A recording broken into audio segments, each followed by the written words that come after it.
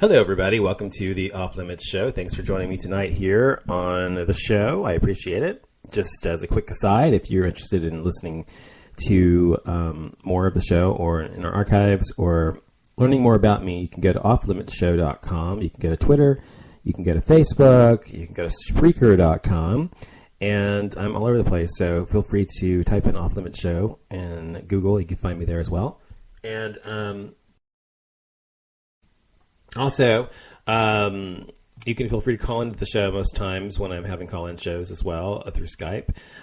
Tonight we're not doing call-ins, but if you want to call in the future, you can always call in using Skype for free or using the number on my webpage, which is down at the moment because, unfortunately, all of my web pages are down until they get it fixed. I have some kind of database error on my pages, and so they're all down. And so I talked to tech support about 3-4 hours ago, actually more like 6 hours ago, and they said they're escalating it and they will have it up hopefully by the morning, so we'll see what happens. But anyway, this freaking hosting place I use is fucking stupid. Anyway, I'm thinking I'm going to find somebody else because they have downtime a lot.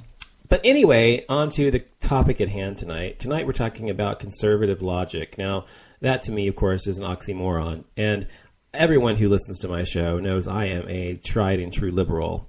And what does it mean to be a liberal? To be a liberal means to be open-minded, free thinker, to be accepting and of new ideas.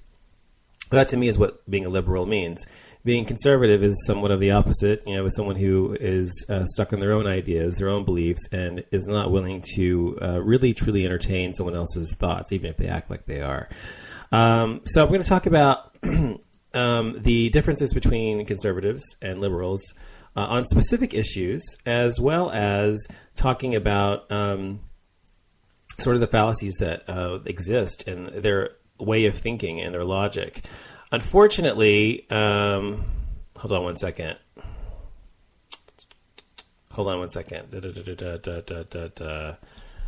Oh, I have, unfortunately, I know, hold on. I have to do something real quick. Hold on a second. Copied that from the Diva show about analytics and forgot to change it. I changed it on the show itself. Trust me, I know that I'm a Madonna fag. Okay, anyway, so sorry, I had made I copied and pasted something from a previous show when I did Acoustic Mass the other day. I did Acoustic Mass the other day, a few days ago. I did Annie Lennox's Diva album, in which we feature an entire album on the show. And then on that show, I had put in there, it was her debut album as a solo artist. And so I copied and pasted that when I did Madonna's Ray of Light, except changing some of the details about Ray of Light and that sort of thing about Madonna. And I forgot to change the portion of the part where it said it was her debut album, and someone just called me out on it. I'm like, I know it's not her debut album. I'm not a moron. I'm a Madonna fag. I think I know that. Anyway, back to the topic at hand. So that's what we're talking about tonight. And there's a lot of tactics they use, unfortunately, but there's a lot of things that people say, two things about life, that everything is certain in life are death and taxes. Those are the two things that are certain in life, And a third, I think, is probably going to be the fact that conservatives and liberals will rarely ever agree on anything at all. Now, the other night, I think it was last night, as a matter of fact, I was actually on the Jay Sands show. I wasn't on the show, but I was listening to his show here on Spreaker.com. And I was listening, and it was a typical show. They were talking about politics or whatever. I've heard his show a few times, He and I are not people who ever agree. He's a conservative. I'm a liberal. And so, and almost everyone who goes and listens to his show is conservative. So whenever I go in there, it's like going into the lion's den. But I like to see how other people think. And that's sort of what I'm talking about tonight. And I'll be honest, I love it when people when I meet people or encounter people who think differently than I do, because I love a good debate. And because what it does is it allows two people to discuss issues in a way that they may not have thought about before. And to me, that's a good thing. It's good to have that kind of conversation. How else are you ever going to actually grow as an individual or evolve in your thinking? If you never challenge what you think, if you're constantly surrounded by people who think exactly the way you do, you constantly watch television shows or networks that constantly reiterate your thoughts and what you think instead of actually watching and considering the opponent's or the other side's viewpoint, how are you ever going to really grow or understand if you ever challenge yourself by discussing things and ideas that differ from those you're comfortable with? And so the problem, however, lies, for me, is with ignorance. And, it comes down to perspective as well, and the ability to kind of view an issue with an outside perspective is something that is often lacking in conservatives and sometimes in liberals as well. Now, it's never really been, it's always been actually a big part of, like I said, politics. But when it comes to debates with conservatives and stuff like that over the past 30 years of my life or whatever, 38 years since I was 5 years old, since I was born, I've been arguing with them and saying they're morons generally. I think I'm the first to admit that, we liberals aren't innocent in being, diverse in our thinking or whatever as well. I think we're just equally as guilty, some of us are, if they're not cognizant of how we are thinking and how we're actually feeding ourselves information. But I think the majority of liberals aren't like that. And unfortunately, with conservatives, it seems to be the opposite. Their radical base, which is Tea Partiers and Christian conservatives and people like that, the people that I cannot stand, they seem to make up about 70% of the conservative voters, with the other 30% making up what people generally refer to as moderate Republicans, and what other Republicans call Republican name only, meaning that they may vote Republican, but they're not a quote-unquote true Republican. Much like the way Sarah Palin's always saying real Americans or true Americans basically means people that think like her. So let's discuss a few of the issues that are facing our country. And you can tell me what you think if you see a difference between the liberal way of thinking and the conservative way of thinking. Liberal logic and conservative logic, which is what we're discussing here tonight on the Offlimits show. So let's discuss this way. Oh, we've got people in the chat room. Let's see. We've got David. Hey, David. Hey, bathtub girl. Tired later, going to let my pillow away. I got here in the beginning, 15 more minutes. I have a Tea Party. Okay. So let's discuss a few of the issues here. Now, let's start with abortion. When you talk to a liberal about abortion, they generally say, I believe in a woman's right to choose what she does with her own body.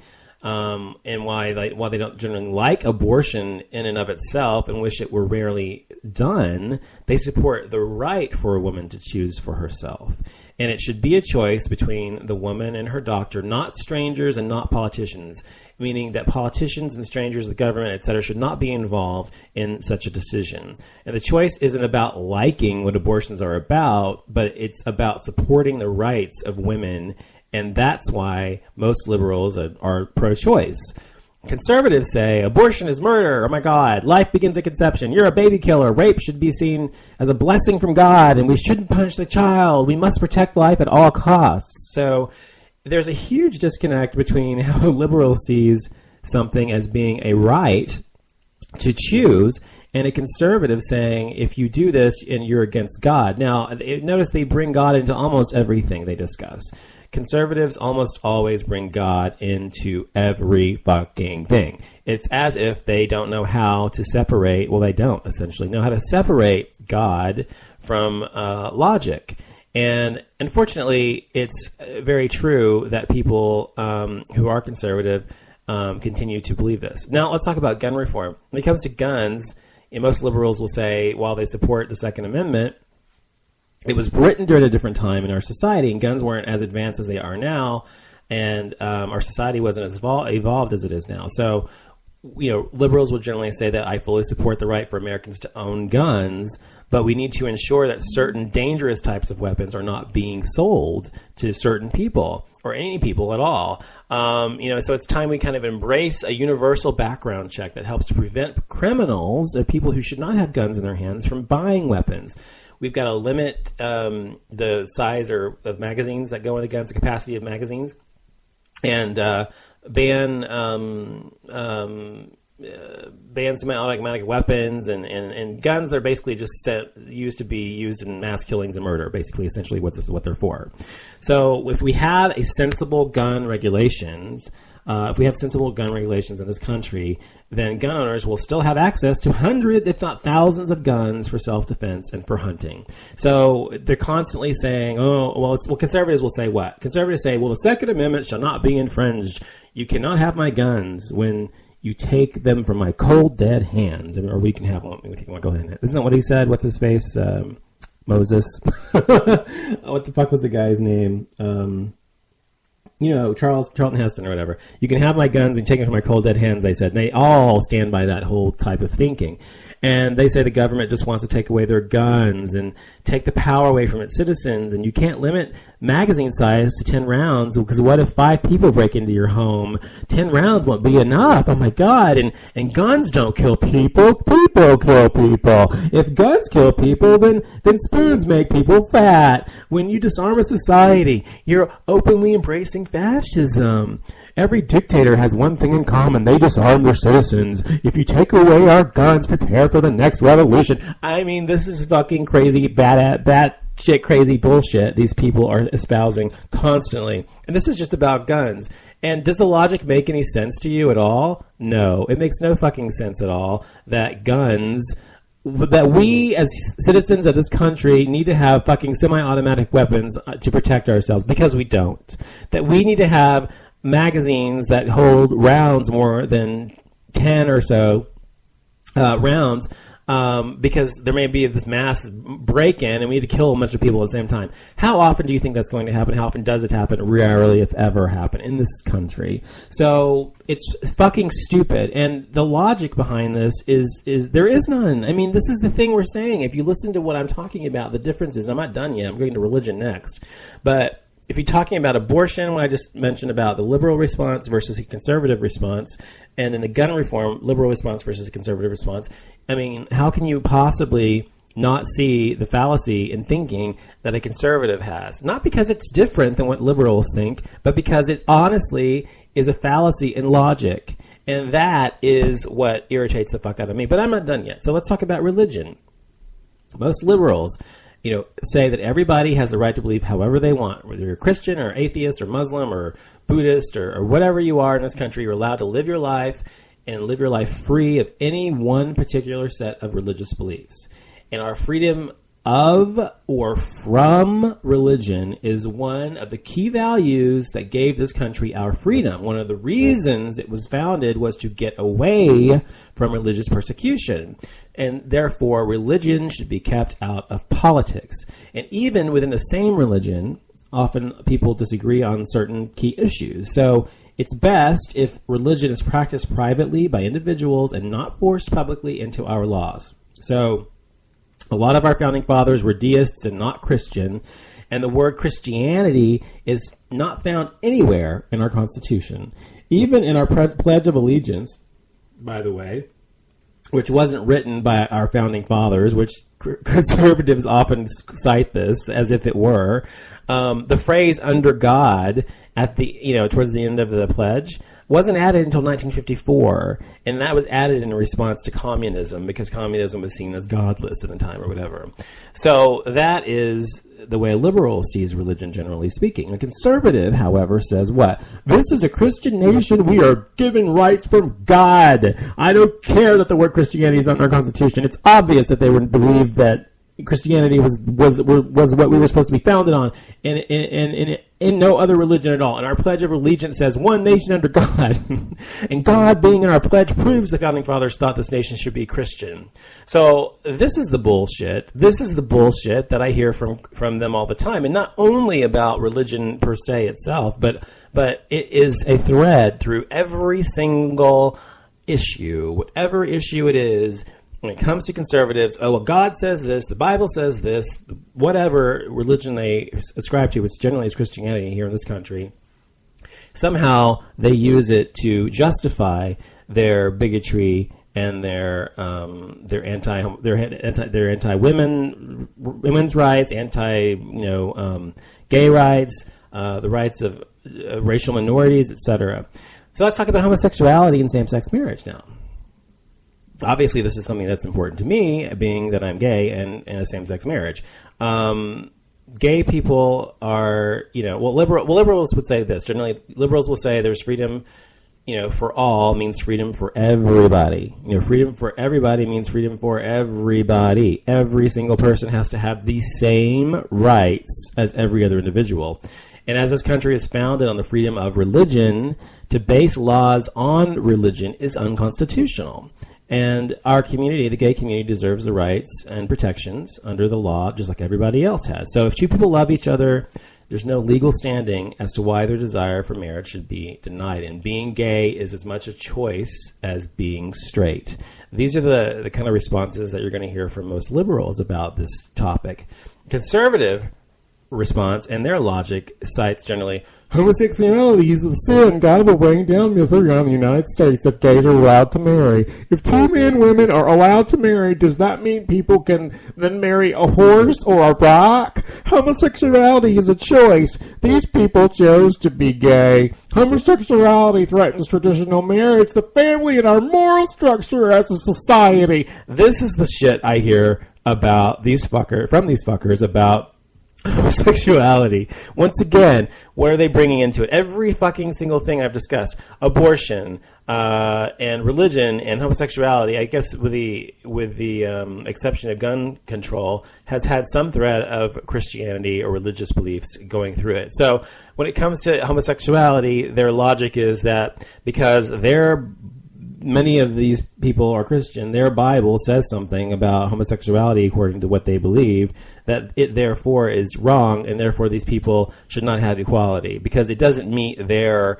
idea or standard of what is right. Even though it being something that doesn't affect them at all directly, and it doesn't really affect them at all because people who are gay are getting married every fucking day.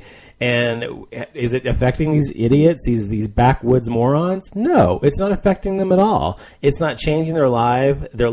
It's not affecting their life at all in any way whatsoever. However, they consistently try to deny the rights of people who are different than they are. So a couple more things I want to talk about are welfare reform and the role of government and how they see that, liberals versus conservatives.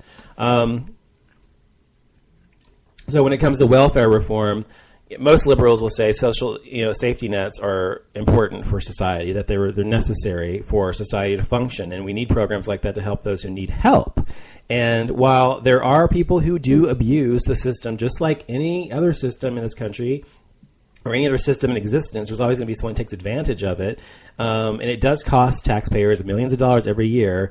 Those abuses by those few people pale in comparison to those by the top 1% and the hundreds of billions of dollars that they avoid paying in taxes by essentially manipulating our tax code every year. So it's time that we invest more money into the departments which identify fraud in our welfare system so that we can better ensure that the funds being distributed are going to people who need them and not to people who are abusing them. Okay? And in conservative response, is people on welfare are just looking for a handout. They just want people like me to bust my ass to pay their lazy habits and their bills and their drug habit or for their baby mama or whatever. They would rather live off the government than get out and work for a living. It's not my responsibility to pay for those who are too pathetic to get a job. Welfare is socialism. Oh my God, socialism. Get off your ass, you bunch of bums, and get a job. Stop looking to others to help yourself. And we're all given the same equal opportunities in life. It's not my responsibility to bail you out. This is a conservative response. And this is something I've talked about on my show many, many times when I talk about conservatives versus liberal logic. And that would be, as I've said to you, liberals care about helping everybody, not just themselves, even when it sometimes hurts them to do so financially or otherwise, they will still help other people because it's the right thing to do, because there are people who are worse off than they are. For whatever reason, they're there to help them, and they want society to work together to be better. Whereas conservatives are all about me, me, me, me, me. What's in it for me? How's it going to affect me? And what do I think? And how do I feel about it? That's all that matters. Not what actually is the actual outcome and what's best for society, but what's best for me individually. And that's the difference. And the last thing would be, I guess, the role of government when it comes to how people are different in a conservative versus liberal response. And liberal responses to the role of government generally would be, well, government's not always the best option. It does often serve a good purpose. The role of government is to protect the people. While some issues, may be debatable as far as how far the government should reach into our personal lives, the private sector is often just as, if not more, corrupt than government. And the government is has a lot of bad things about it. It's far from perfect, but services like that we use every day, most of us use every day, like roads, public school systems, the sewer system, having clean water, traffic signals, law enforcement, emergency services, military, public universities, Pell Grants, interstate highways, and other programs that are like those show that the government can be a vital support structure in all of our everyday lives. These are the things that liberals think and most generally think about government, how we think about it. We say it's how we can help better society through government, and government helps us do that through the ways I just mentioned to you. Conservatives generally say government is evil. Government never does anything right. Oh, have you ever seen it charge $10,000 for a toilet? I've never relied on government ever. Government has never done anything for me. It's totally inefficient. Oh my God, those who support government support tyranny. Government should be small, except when I want a ban on same-sex marriage, abortion, restrictions on women's health, a definition of a national religion, laws that require an ID to vote, and rules that restrict whether Muslims can build their places of worship. Government is the enemy of freedom unless I need it for something myself. So, I've gone over. I've gone over abortion, gun reform, religion, homosexuality, same-sex marriage, welfare reform, and the role of government. So after all of this, do you see the difference in thinking between a conservative and a liberal? The way we think about things. Conservatives deal generally with absolutes based on what they believe. If they believe something, everybody else should as well. If they oppose something, so should everybody else. Liberals generally might not always agree with one another. And yeah, we have had our radicals who believe in absolutes based upon their own beliefs as well. But the majority of liberals tend to see a bigger picture on most issues and often, take into consideration individual differences and seek reasonable solutions to key issues instead of having to do this unilateral decision on how things are handled.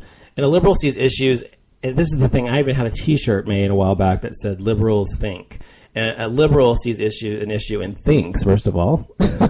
And they may think, I personally might not agree with it, but it's not my right to tell others how to live their lives. We need laws that protect people from others who wish to restrict their rights based on an individual's personal beliefs.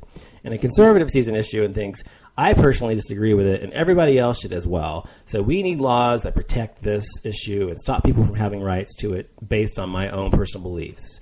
And therein, people, is the difference. So I'm going to go back in the chat room real quick, and then I'm going to see what's being said because I haven't been looking here. Hold on a second. So I can see what I'm sure Bats are awesome to say about this. Hold on a second. Let me go back here. If I can scroll up. I don't think it's letting me scroll up. Great. Hold on. It says... Fuck. Okay. Wait. It's not letting me scroll up. The last thing I can... Okay, hey, Icon. Okay, I want to say hi. What did I get? Blah, blah, blah. She says, I abhor the Tea Party. That's a blue dog Democrat. Life starts through the thought of sex, she says. They might as well say, she says, it's a smokescreen issue, so they will not be asked real issue questions. Like, oh, never mind, crazy man. Charlton Heston, that is, yes. Their argument... Sorry, I'm reading from the chat room here. I'm trying to read this, but it keeps moving on me. Last thing I can really read was... Hold on. I cannot even scroll past it. All I can see is 174,000 vets had SNAP benefits cut. Corporate welfare versus human welfare. Corporations need more benefits instead of our human citizens. You don't think that, do you? I'm sure you don't think that. I believe that. Preaching to the choir. I think my 15 minutes are up. Infrastructure is falling apart. They never mailed a letter either.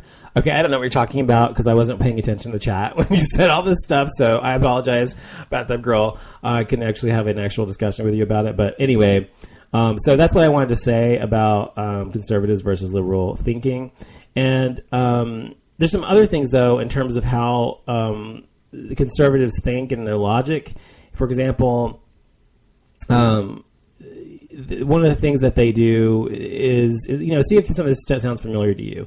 One of the things they do is they'll give you a false choice. Like, for example, offering only two options for consideration when there are clearly other options. For example, like they might say, if we give up the fight in the streets of Baghdad when we were, there, then we'll face the terrorists in the streets of our own cities, like George Bush said, right? Okay, that's what he said when we were doing that. He said, if we give up the fights in the streets of Baghdad, we will face the terrorists in the streets of our own cities. And oversimplifying, exaggerating, characterizing, and otherwise misrepresenting your position without regard to fact. I'm reading this from a blog. In doing this, your opponent sets up a figurative straw man that he can easily knock down to prove his point. For example, conservatives saw the savagery of 9/11 in the attacks and prepared for war. Liberals saw the savagery of 9/11 attacks and wanted to prepare indictments and offer therapy and understanding for our attackers, says Karl Rove.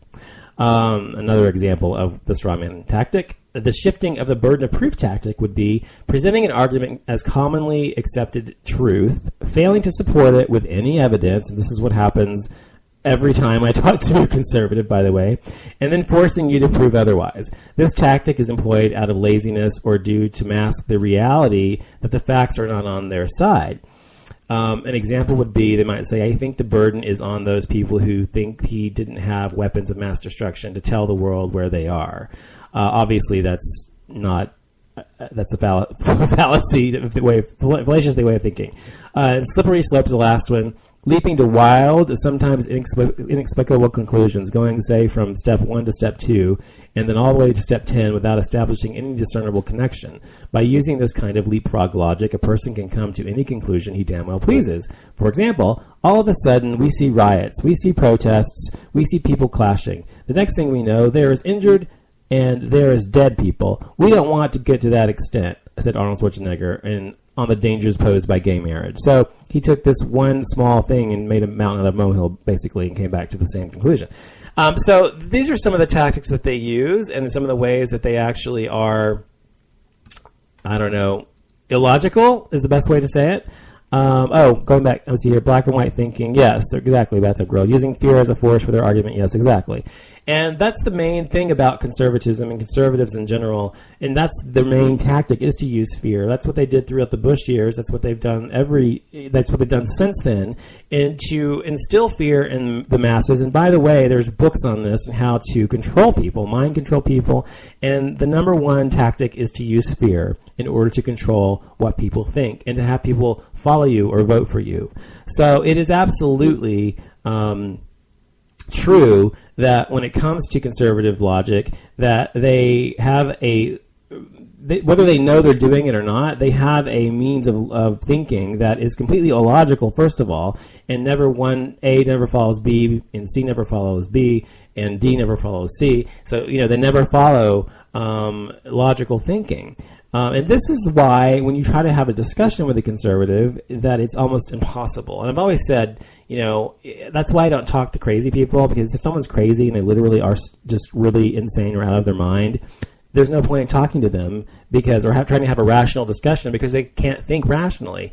And to me, whenever I have a discussion with a conservative and try to have a rational discussion with them, they start screaming at me and yelling at me and start telling me how I'm wrong and how I'm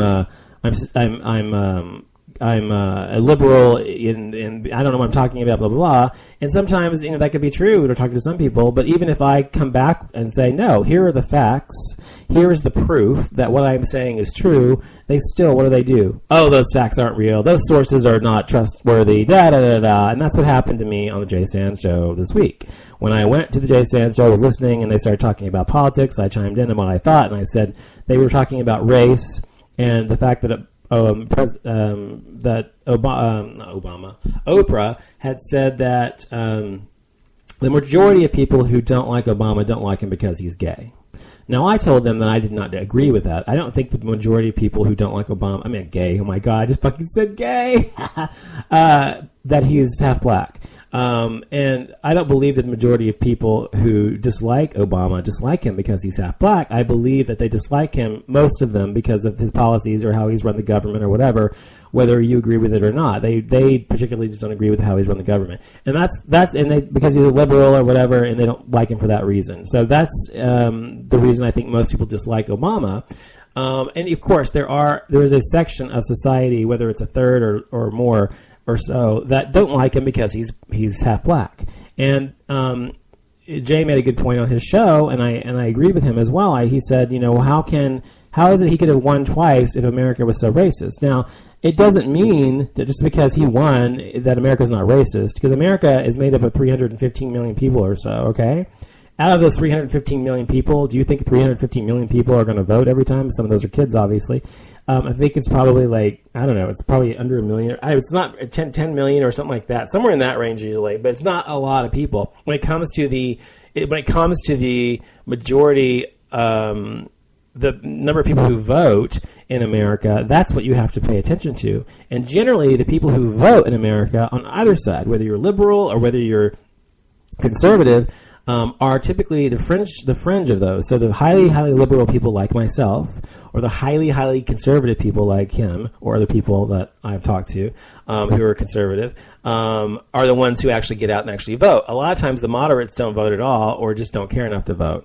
And there, of course, there are people who don't vote at all. So you can't really say that just because he's won, that it means America's not racist. It means that out of people he voted for him, the majority of them only needed 51%, right? The 51% of those people most likely were not racist. And even still, just because somebody voted for him doesn't mean they're not racist. And so that's also another fallacy and a false way of thinking, that just because someone voted for Obama doesn't mean they're not a racist. They may have voted for him because they hated McCain. They hated, Kerry or whoever it was he ran against before. So it was always, there's always a reason that people do the things they do. And sometimes, especially when it comes to conservatives, if somehow it protects their own self-interest, they'll do it regardless of what their personal beliefs may be sometimes. So whereas with a liberal, it's really hard to get a liberal to go against their personal beliefs, because we seem to be a lot more principled than the conservatives are, as I've illustrated to you on this show, in the first part of the show so far. So hopefully people will... Oh, wait. She asked me a question. Let's see who's in here. Let's see. Icona, do you think black people are more racist in this day and age? Truly interested in your thoughts. With the Electoral College, you don't have to have 51%, just saying. That's true, I know that. It's not the popular vote that wins Bathtub Girl, I know that. But you know what I mean when I say that. The question you asked me was, do you think black people are more racist in this day and age? No, I don't think black people are more racist in this day and age. I think that any race, whatever race it is, whether it's black or white or otherwise, is equally as racist as they were 50 years ago, when it comes to those people who are actually racist. Now, when it comes to the preponderance of people, if you're talking about the numbers of people who are racist in this country, do I think there are fewer people who are racist than before? Yes, whatever race they are, black, white, Hispanic, Asian, whatever. I think there are fewer racist people in this country because people are more educated today than they were in the 50s and before. There are more opportunities for education. There are more opportunities to run into people who are different than you. It's not segregated as much as it was in those days. People intermingle and just walking out and about and going to restaurants or whatever, or meeting through friends or parties and or work, etc. So we have more interaction with races other than just our own. And therefore, as a result of that, we have less racism. And also, as I said, as a result of more education and just more exposure to people who are different than you are. So, yes. David says, we are just pissed off. Well, David apparently is pissed off and mad. David, you want to chime in and say why you're pissed off? I'd love to discuss that. David's a black male, and his thoughts would probably be more in line with what black people think than mine, because most people don't even look at me and think I'm black. So it's not something I'm really identified with that much with, except racially, not culturally. So David would know more about what to say about that than I would.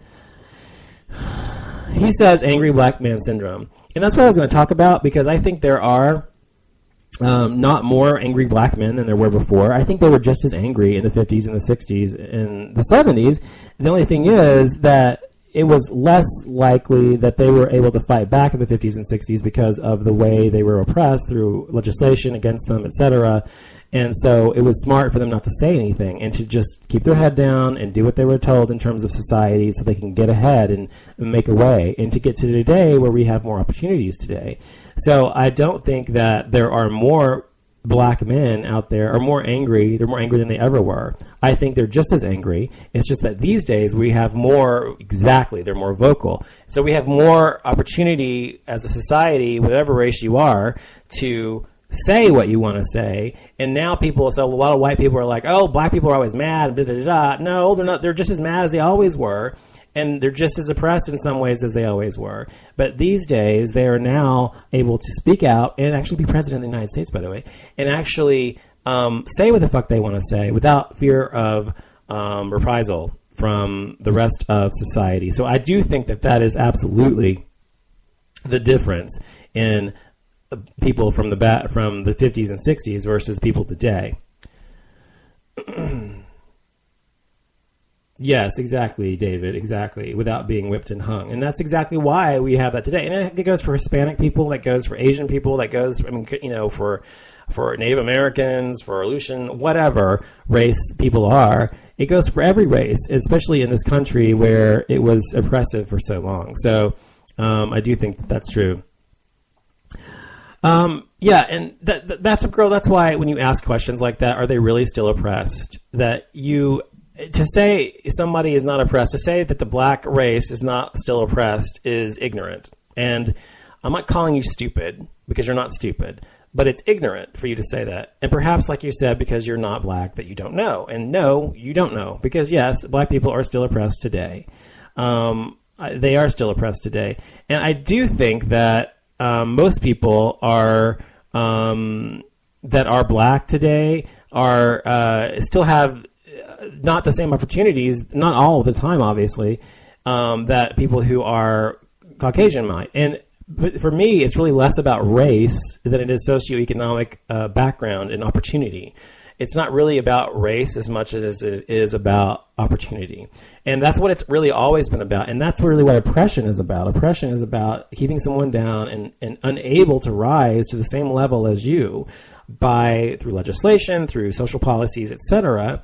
And now that we have lifted a great abundance of that, even though there's still obviously racism in America, there's more opportunity now. And so people are on more of a level footing than they ever were in the history of America. But it's not on a level. No, it's not level at all. Why? Because the majority of corporations are run by white, heterosexual, Anglo-Saxon Protestant males, not Latin males, not black women, not black men, not Asian men or women. It's still white, Anglo-Saxon, heterosexual Protestant males, which has been the oppressor of the majority of America for as long as history has been around. I mean, they oppressed the Indians, they oppressed the Native Americans, anybody that got in their way, they tried to take down somehow or another, and they did through policies, social and financial as well, and through government. So it is still the same in many ways, and it goes for women as well. Women are still oppressed today to a degree, not as badly as some races, but they are still an oppressed minority because they still do not make equal pay, as well as the same goes for black people doing the same job, or Hispanic people doing the same job, or women doing the same job. These people still do not have equal equality. So until all of these things are on equal footing, then no, there is still oppression, and there will remain oppression in this country. So let me go back. I've got to see what you guys are saying. Let's see here. Bathtub Girl says she has her doubts. David says, doubts about what? She says, valid question on my end and what I hear in my area, that blacks are oppressed. David says, the KKK doesn't... Oh, I missed it. I keep trying to scroll up. He says, the KKK... I hate this chat room thing, man. See, I'm in the admin thing, and so it doesn't work the same as it does in the other chat room. Maybe I should go to the other chat room. Let me go in there and do it. It's probably easier. Okay. Let's go up here. So we have... he says... I'm trying to find it. Sorry. Okay, David says the KKK doesn't always wear white sheets. They wear business suits, police uniforms, etc. That's absolutely true, David. She says, I see Latinos being oppressed and Native Americans. So you're saying you don't see black people being oppressed? You just see Latinos and Native Americans? Really? He says, well, I am black. David says, well, I am black, and I never have had to use my ethnicity to cry racism. But I am not naive enough to think that racism doesn't still exist. 2 words. Trayvon Martin, he says. Absolutely. And she says, what about this? When people find out about your racial background, do they treat you differently? Are you asking me that question? I guess you're asking me that question about the grill, right? I assume you are. And the answer is yes. If you're asking me that question, the answer is yes. When people find out my racial background, they do treat me differently. It's true.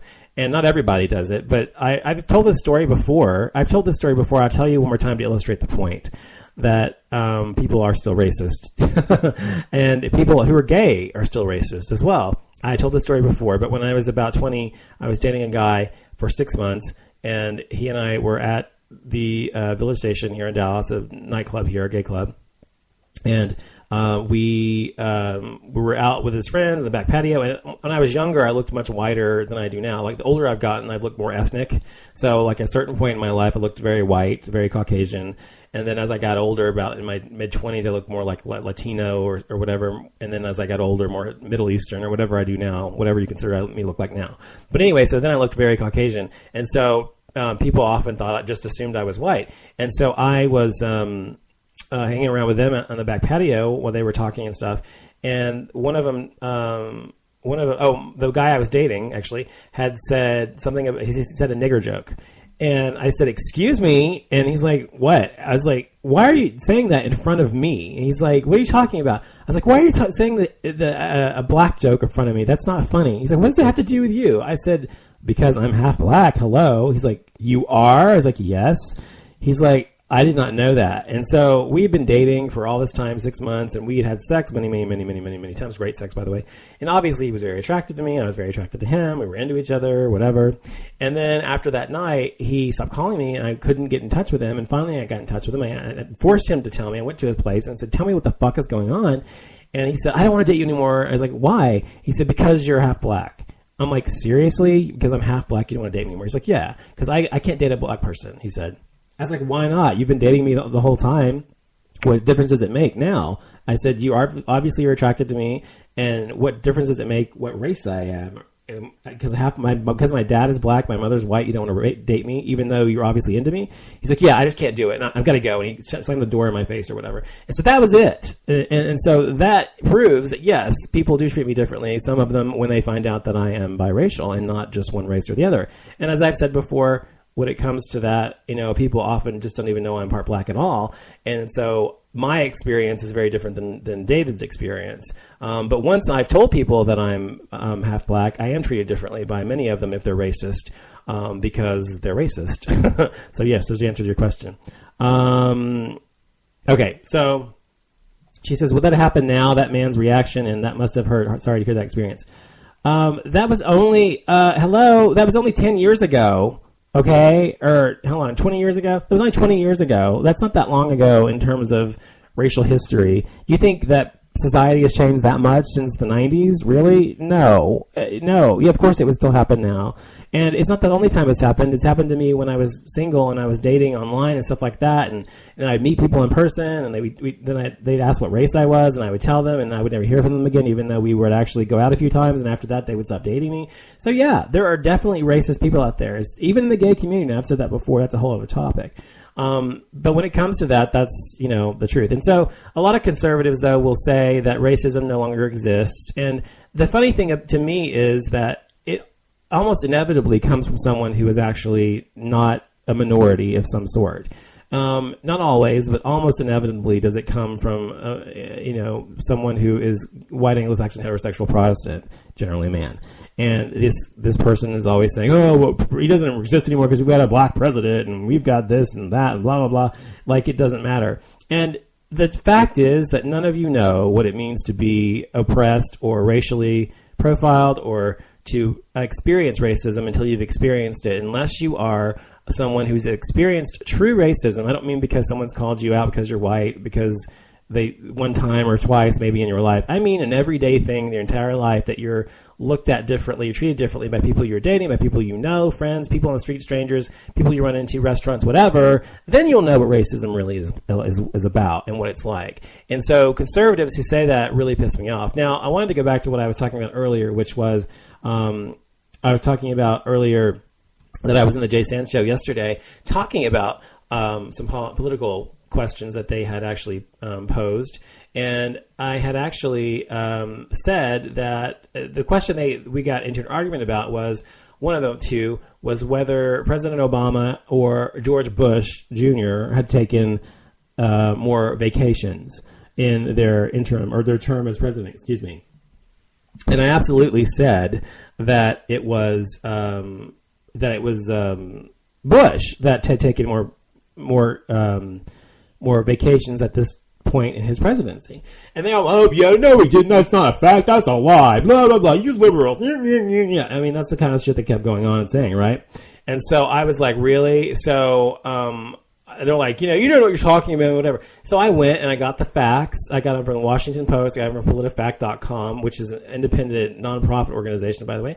And I got these, things from two sources, and I could get them from 3, 4, 5, 6, 7 if I needed to prove that, in fact, George Bush took far more vacations than Obama has at this point in his presidency.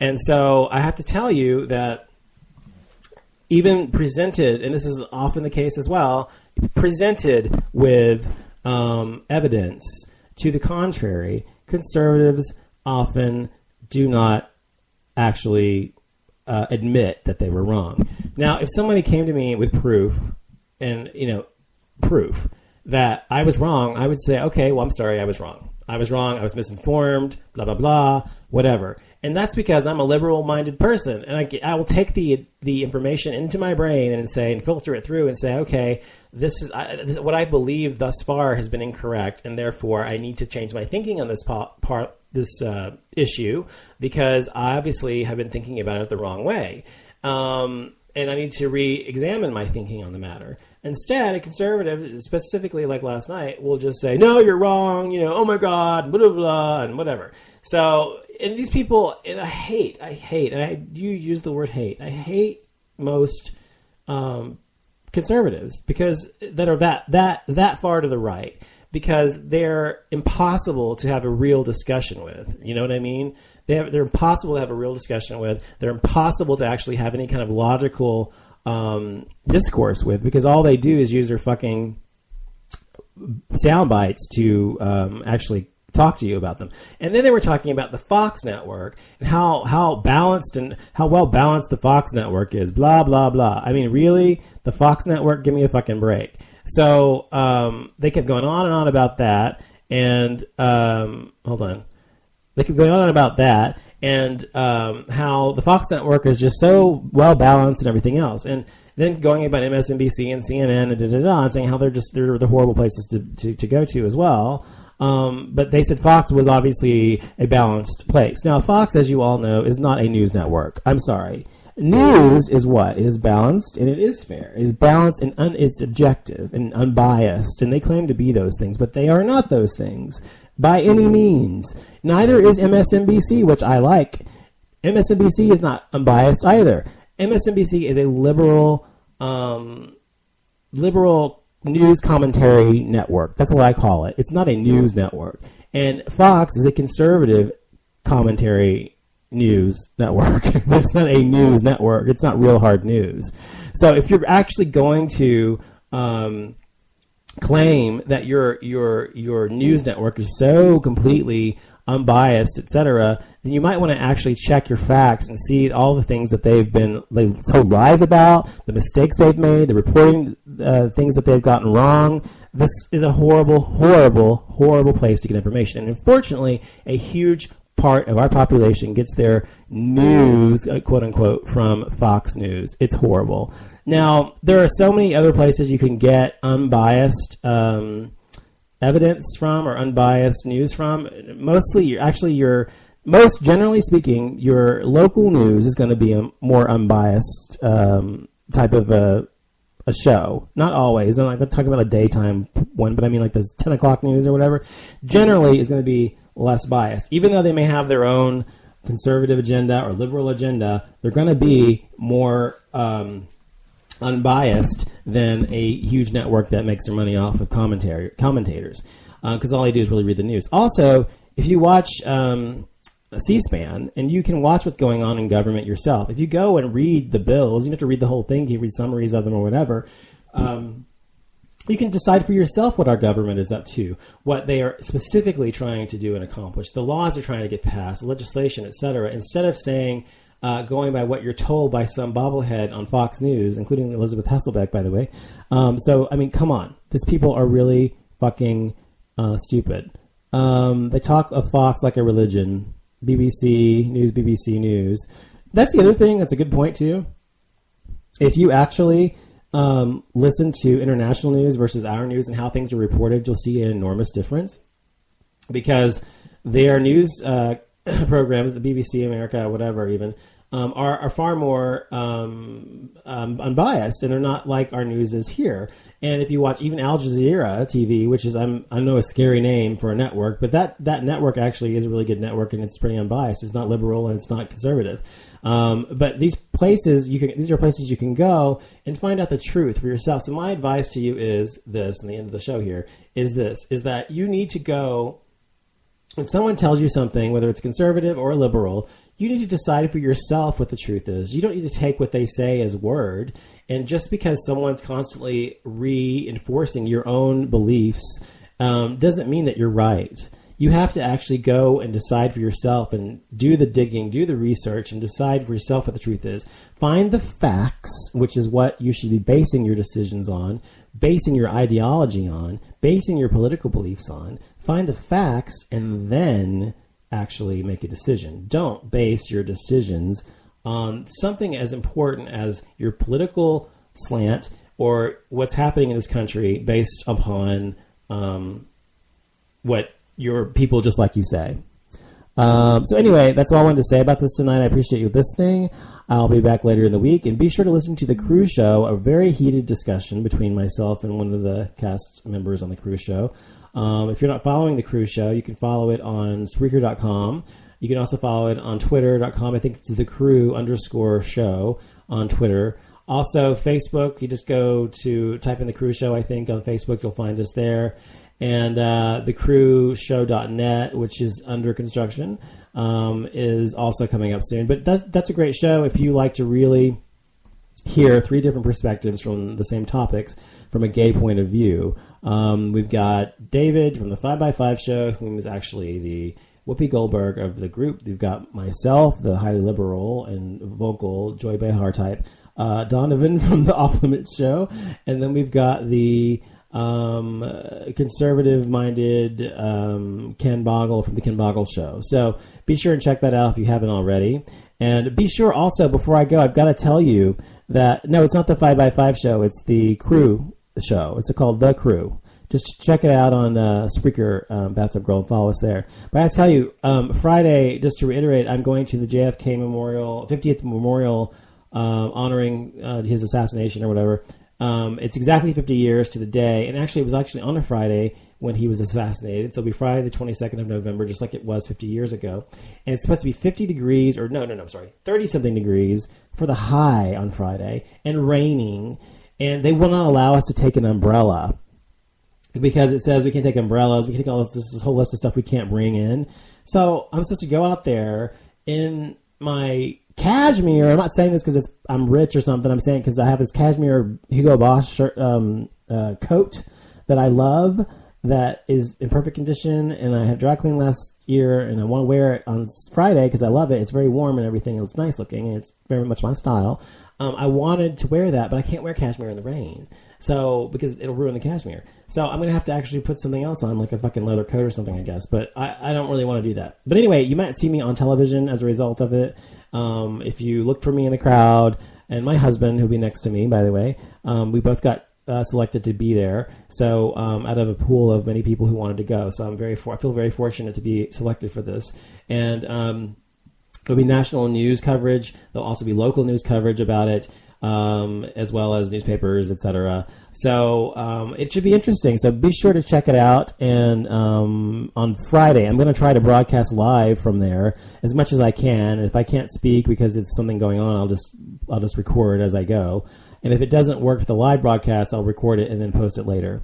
So be sure to look for that. And I appreciate you coming to the show, David and Bathtub Girl. And also, by the way, also Obama's supposed to be there, and the Bushes are supposed to be there, and the Clintons are supposed to be there. So I'm not sure who's actually going to show up, but I'll be able to actually see them in person. I've never seen any of them in person, so it'll be cool. So have a good night, everybody. Thanks for listening. Good night.